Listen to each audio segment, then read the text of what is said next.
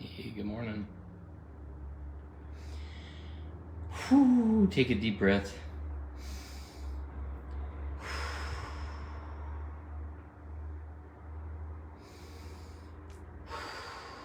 Just get grounded in your body.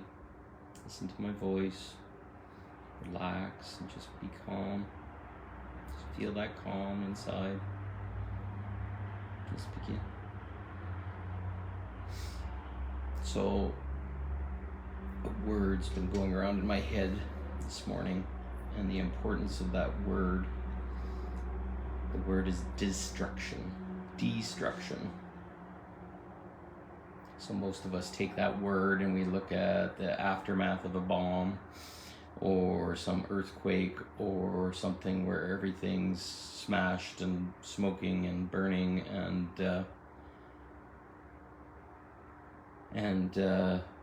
something bad happened is our judgment. But if we look at something else, like let's say a forest fire that ravages a forest and it burns everything to the ground, and you walk around in it and it's all it is just like black skeletons of trees and no grass and no whatever, just smoke. We're like, holy crap, this is awful. What's going on? What about the animals? What about everything?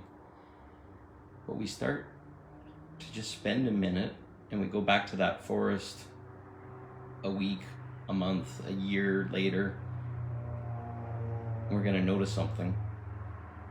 And the forestry people actually even talk about how really important the burning down process is to release. Well, nothing can grow on the ground after a while in the forest when the trees are all grown up and the leaves are blocking everything. Everything's too densely packed together.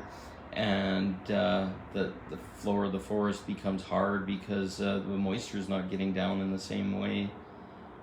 And then they say something like a forest fire, it goes and it burns everything. And that burn basically releases. A few days after, weeks after, you'll see grasses, you'll see small ground cover return. A month later, you might see the sprigs of new trees. A year later, you'll start to see saplings, and the whole place starts to change. It starts to regrow and in a new pattern. It doesn't replace the trees where the trees were. It puts a tree in a spot where a tree wasn't. The ground gets softened. Things start to open. The greenery, the lushness, if you've ever walked afterwards, it's just like covered with grasses. And can you imagine all the seeds and stuff that filtered through the trees over the years and couldn't get light enough to start, and now they all start. If we look at the word de-struction, so a lot of times we get lost in the word all combined, but we're ending the structure, we're releasing, reversing, closing the structure. And that's the point our world is at right now. We've got a structure that's like a forest that's overgrown, and some of the big trees have taken over and they cut out all the light from all the smaller trees, and it just wants to keep going up and stealing all the water and sending its roots out to everywhere and making it all about them. And it's choking us out. It's choking our ability to grow and thrive as human beings on this planet.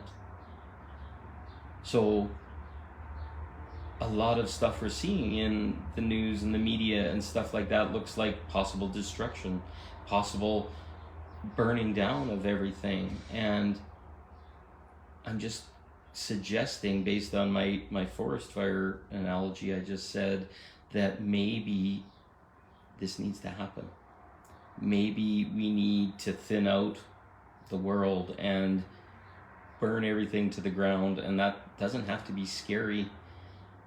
It's cleaning up stuff that was allowed to grow out of control and that's literally choking out all of humanity, and taking away rights and taking away our freedoms, etc. But what if that all had to burn to the ground? It had to be like that forest fire so that the grass can grow again, the small trees, the saplings, our children can have ground that they feel safe in, that they can grow in abundance, not choked off and controlled.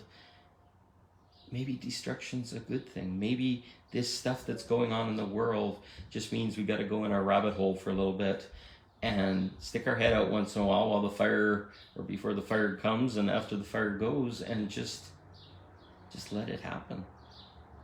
Loving ourselves and allowing a destruction. I feel a destruction in myself. My foundation crumbled based on a whole bunch of programming, societal beliefs, bad experiences, trauma, etc. And it closed me off so badly, and I had to get burned to the ground. That's a dark night of the soul for us. Well, right now the world's in a dark night of the soul. It's got to go right to its basis principles so that it can be burned to the ground, and then things can open. Did you know in things like pine cones and acorns and stuff like that, they are seeds that do not naturally open unless a fire happens. They are built to withstand a fire, and it cracks them open, and then the soft inner part of the seed starts to come out. That amazing oak tree, that these trees that have lived for tens if not hundreds of thousands of years, we see in the forest that are like 50 feet around, came from that little seed. And if there was too many other trees choking it out, do you think that tree would have ever grown to it? No. It lives through cycles of death and rebirth as we are. And that death and rebirth is critical to our ability to grow and change and know better. So don't look at this craziness in the world and the destruction and the uncertainty and all this as something bad or something to fear. Look at it as something for rebirth, for regrowth. So as we're feeling the fear, as we're feeling the anxiety, the stuff that's showing up, the things we're seeing around us, embrace them. Embrace them. Let them go to their completion as quickly as possible. Do you want to put a whole bunch of water around this one spot of the fire so the fire doesn't come, but the fire overwhelms it anyways and the water all dries out, and it just prolongs the agony? So let it pass through you. See it as a purification. See it as love coming through and letting a new possibility in. Love burning to the ground all the staleness, the rigidity, the structure that's choked out everything. Now is the time to allow magnificent, to joy, to seeing it. It's amazing. We need it. And to repress it, to say, no, this is bad, and judge it, I want you to think again. Go look at it. Do you want that forest to grow and be reborn and filled with grasses and animals and beautiful creatures, which is us, and abundance and play and fun and all that stuff? It's craziness to resist what is. It's craziness to try and stop it. So just go on the side of it and say, let this happen. Let it go. Don't resist it. Don't be afraid. Don't be in fear. Just sit in that purification. Nothing can harm you. Nothing can harm you except yourself. And if you think it's bad and it's hurting you, it is. But let this purification, let this destruction go. Rejoice in it so that we can see the new world, the new tries, the new everything. So destruction has a purpose. How many times have you been rebuilt as a person? How many times have you had a divorce or had to rebuild relationship or get a new job or go to a new house or go to a new city? And all those things had positives in the end. They were painful on the way and they hurt. But this is destruction. This is releasing all the structure that's no longer serving us. So sit with that. See how it feels.